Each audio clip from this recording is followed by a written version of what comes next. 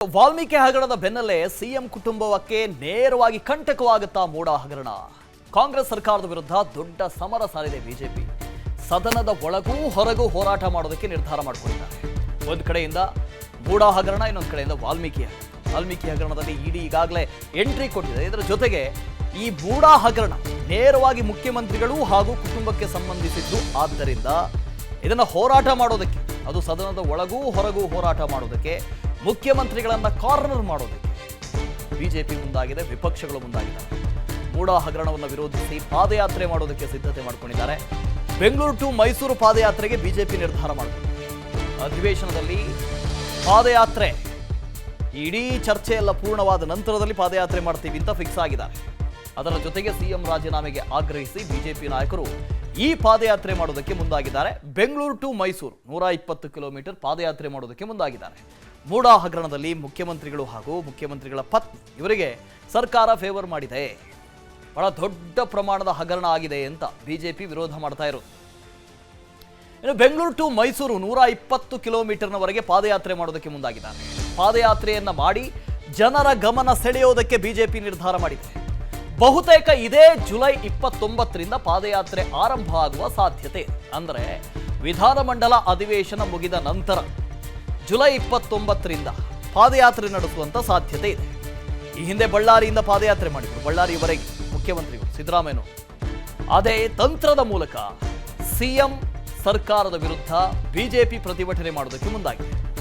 ಮುಖ್ಯಮಂತ್ರಿಗಳ clean image ಇದೆ, ಆದರೆ ಆ ಕ್ಲೀನ್ ಇಮೇಜ್ ಅಲ್ಲ, ಅದು ಭ್ರಷ್ಟಾಚಾರಿ ಅಂತ ಸಂದೇಶ ಮಾಡೋದಕ್ಕೆ, ಜನರಿಗೆ ಆ ಸಂದೇಶವನ್ನು ಸಾರೋದಕ್ಕೆ ಬಿಜೆಪಿ ಮುಂದಾಗಿದೆ.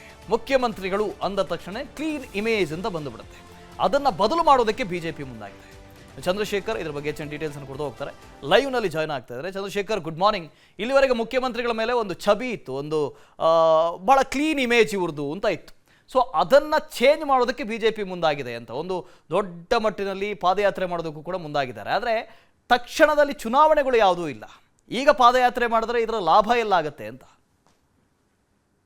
Very good morning Vasudev. ಒಂದು ವಿಚಾರ ವಾಸುದೇವ್, ಈಗಾಗಲೇ ಸಿಎಂ ಸಿದ್ದರಾಮಯ್ಯ ಅಂತಂದ್ರೆ ಒಂದು ಅವ್ರಿಗೆ ಆದಂತ ಕ್ಲೀನ್ ಇಮೇಜ್ ಇರ್ತಕ್ಕಂಥದ್ದು. ಈ ಇಮೇಜ್ ಈಗ ಭ್ರಷ್ಟಾಚಾರಿಯಾಗಿದ್ದಾರೆ ಅನ್ನುವಂತ ಒಂದಷ್ಟು ಡೈವರ್ಟ್ ಮಾಡುವಂತ ಪ್ರಕ್ರಿಯೆಗೆ ಈಗ ಬಿಜೆಪಿ ಮುಂದಾಗ್ತಾ ಇರ್ತಕ್ಕಂಥದ್ದು. ಅದರಲ್ಲೂ ಪ್ರಮುಖವಾಗಿ ಪಾದಯಾತ್ರೆ ಮಾಡೋ ಮೂಲಕ, ಅಂದ್ರೆ ಜೆಡಿಎಸ್ ಅನ್ನ ಬಿಟ್ಟು ಕಾಂಗ್ರೆಸ್ಗೆ ಸಿದ್ದರಾಮಯ್ಯನವರು ಬರ್ತಾರೆ. ಆ ಸಂದರ್ಭದಲ್ಲಿ ಜನಾರ್ದನ್ ರೆಡ್ಡಿ ಅವರು ಸವಾಲನ್ನ ಹಾಕ್ತಾರೆ, ತಾಕತ್ತಿದ್ರೆ ಬಳ್ಳಾರಿಗೆ ಬನ್ನಿ ಅಂತ. ಸೊ ಇದನ್ನೇ ಸವಾಲನ್ನಾಗಿ ಸ್ವೀಕರಿಸಿ ಸಿದ್ದರಾಮಯ್ಯನವರು ಬಳ್ಳಾರಿವರೆಗೂ ಕೂಡ ಪಾದಯಾತ್ರೆ ಮಾಡ್ತಾರೆ.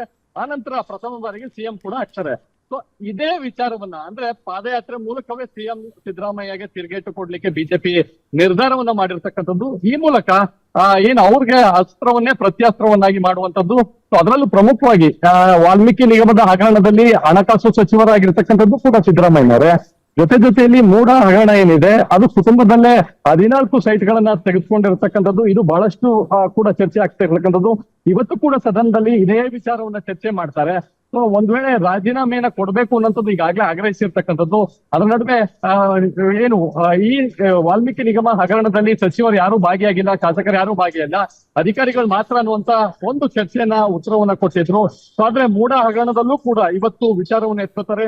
ಸೊ ಅದಕ್ಕೂ ಕೂಡ ಬಗ್ಗೆ ಹೋದ್ರೆ ಸೋಮವಾರ, ಅಂದ್ರೆ ಮುಂದೆ ಬರ್ತಕ್ಕಂಥ 29ನೇ ತಾರೀಕಿನಿಂದ ಮೈಸೂರಿಗೆ ಪಾದಯಾತ್ರೆ ಮಾಡ್ಲಿಕ್ಕೆ ಬಿಜೆಪಿ ನಿರ್ಧಾರವನ್ನ ಮಾಡಿರ್ತಕ್ಕಂಥದ್ದು. ಬಹುತೇಕ ಏನು ಹಂತವಾಗಿ ಬಿಡದಿ, ರಾಮನಗರ, ಚನ್ನಪಟ್ಟಣ, ಮಂಡ್ಯ, ಈ ರೀತಿ ಮೈಸೂರುವರೆಗೂ ಕೂಡ ಹಂತವಾಗಿ ಪಾದಯಾತ್ರೆಯನ್ನು ಮಾಡ್ಕೊಂಡೋಗಿ ಜನರಿಗೆ Siddaramaiah not a clean image, is a ಭ್ರಷ್ಟಾಚಾರಿ ಅನ್ನುವಂತ ಒಂದು ಮಾಹಿತಿಯನ್ನು ಕೊಡ್ಲಿಕ್ಕೆ ಬಿಜೆಪಿ ನಿರ್ಧಾರ ಮಾಡಿರ್ತಕ್ಕಂಥದ್ದು. ವಾಸುದೇವ್, ಅನುಕ್ಷಣದ ಸುದ್ದಿಗಳಿಗಾಗಿ ವಿಸ್ತಾರ ನ್ಯೂಸ್ ಯೂಟ್ಯೂಬ್ ಚಾನೆಲ್ ಸಬ್ಸ್ಕ್ರೈಬ್ ಮಾಡಿ. ಹೊಸ ಸುದ್ದಿಗಳ ನೋಟಿಫಿಕೇಶನ್ಗಾಗಿ ಬೆಲ್ ಐಕಾನ್ ಕ್ಲಿಕ್ ಮಾಡಿ. ಲೇಟೆಸ್ಟ್ ಅಪ್ಡೇಟ್ಸ್ಗಾಗಿ www.vistaranews.com ವೆಬ್ಸೈಟ್ಗೆ ವಿಸಿಟ್ ಮಾಡಿ. ಅಂಗೈಯಲ್ಲೇ ಜಗತ್ತಿನ ಸುದ್ದಿ ತಿಳಿಯಲು ವಿಸ್ತಾರ ನ್ಯೂಸ್ ಕನ್ನಡ ಆಪ್ ಡೌನ್ಲೋಡ್ ಮಾಡಿ.